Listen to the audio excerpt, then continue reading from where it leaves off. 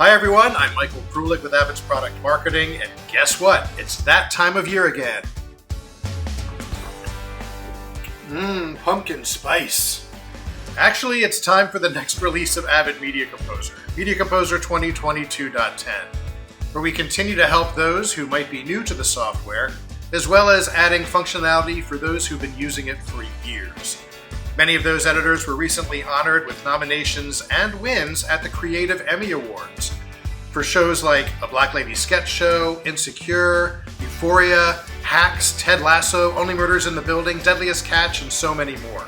So congratulations to all of you. But let's go ahead and jump into the latest features in Avid Media Composer 2022.10.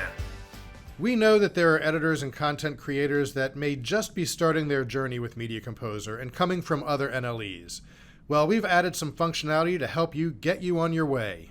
Just a little side note, if you were not aware, in Media Composer 2022.7, we added default keyboard layouts for Adobe Premiere Pro and Blackmagic DaVinci Resolve. This way, in your user settings, you can actually set up a default keyboard that may be familiar with some software that you already know. Now, when you also start a new project from the Project Management window, you can select a new Choose For Me checkbox. Rather than selecting the project format and frame rate before you even start getting footage, Choose For Me will let you select your project format and frame rate from the media that you link to while you're in your project. You'll see this coming up shortly. You'll also notice as a new Choose For Me project is open, we provide passive hints to guide a new editor through the UI. Media Composer will create two bins for you as default, one for your clips and one for sequences. You can always change these later and rename them and even add more, but this is just a starting point if you choose to go this route. The background of these clean panels now include these passive hints or directions for what you should do next. For example, the bin window contains a passive hint to drag from the source browser to add clips to your project. And the timeline instructs you to drag clips here to start editing. Project creation takes place when you add your first media file into your empty timeline. At that point, you'll be prompted by the file's actual raster size and frame rate, where you can choose to use that if it's presented to you, or you can choose to change it at this point. If the Choose For Me checkbox is not selected, you have access to the typical way of creating a project in Media Composer, enabling you to select your format, frame rate, and color space right up front.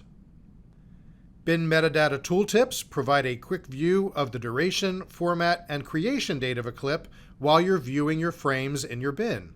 Simply hover over the frame and presto, the desired data appears. In Media Composer 2022.10, we've also improved the relinking process to simplify the workflow. Now, we are aware that as you consolidate or move media between systems, changes may be made to a file's path, and media connections may be lost. We now provide two options in the relink menu to use the original relink method for managed media, or use the new relink method for linked media. The new relink menu can be launched from within a bin, or from the project or bin container sidebar menu. Simply right-click on a bin or selected clips inside of the bin and choose Relink Linked Media to launch the new Linked Media dialog. In a new window, unlinked media from your selection will be shown in red. You can select your clips. When you're ready to relink, choose Locate Media, navigate to the folder where your media files actually reside, and click Choose. Media Composer will look for the original media within the directory and reestablish the broken file paths. And again, you could also select the bin in the project or bin container sidebar menu, right-click, and relink from here as well. And let's take a look at a way to speed up the process of creating sequences with the introduction of sequence templates. Right-click in your timeline and choose Create Sequence Template. From here, give it a new name and start creating from the default layout. From here, you can hit Subtract or the minus to get rid of any tracks, or hit plus on the data, video, or audio tracks to add any tracks.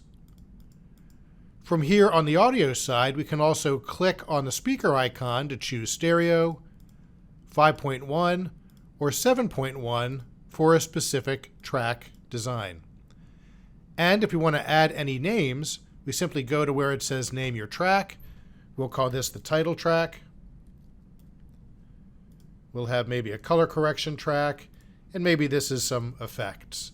And then for audio, we could also do nat sound, stereo music, and so on. So from this default layout, we have a new name. I hit save. And now when I want to go in and use that newly designed sequence template, simply go to the timeline menu, new, sequence, and choose the new template. You'll see the new sequence with the template that I designed actually comes up and lets me start creating. As you know, you can design your workspaces and UI with as many panels and bins as you would like. But using your mouse or other pointing device requires that you take your hands off of the keyboard. With this new release, you have new keyboard shortcuts to cycle through your open panels and tabs, enabling you to quickly select any floating or tabbed open windows with a simple keystroke. To move between your open panels and windows on a PC, hold down Control and hit the up and down arrow keys, or on a Mac, hold Command and hit the up and down arrow keys. To select any of your tabbed bins, simply hold down Control on a Mac and PC and hit the Tab key. Being able to gang a group of faders in the mixer usually allows you to adjust the levels or panning of a group, but previously this was limited to just a single group. Now you can create up to 10 ganged groups defined by different colors. You can select the individual groups and easily assign them to other groups without having to tediously select each audio track independently. An over-the-shoulder experience was recently introduced with Media Composer Ultimate and Media Composer Enterprise, allowing remote team members a way to view the output of Media Composer wherever they may be. But you are only able to have one option stream out at one time. Now you can send the output of Media Composer through NDI, SRT, and your I/O hardware at the same time. Accessed through the Hardware-Software button on the timeline panel, you can enable your devices and stream to anyone who you've given access to. Control panels for each hardware interface or streaming plugin can be accessed individually from the context menu by choosing Configure, which opens the Avid I/O Manager. And depending on whether you select the software, hardware, or both, the icons in the playback will be reflected by the current state that's activated.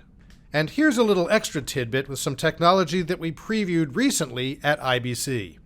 We are working on an improved interop between Media Composer and Pro Tools that will enable you to export an actual Pro Tools session directly from Media Composer.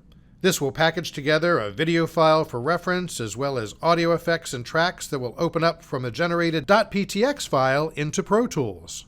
Now again, this is only a tech preview of this interop between picture and sound editorial. There's more to come as this is designed and developed, so stay tuned. Each new release of Avid Media Composer has something for everyone, and this one isn't any different. From those just trying it out for the first time and starting your editing career, to those who've been creating amazing television shows, documentaries, and more for years. As always, thank you for your time and talent, and we'll see you again soon.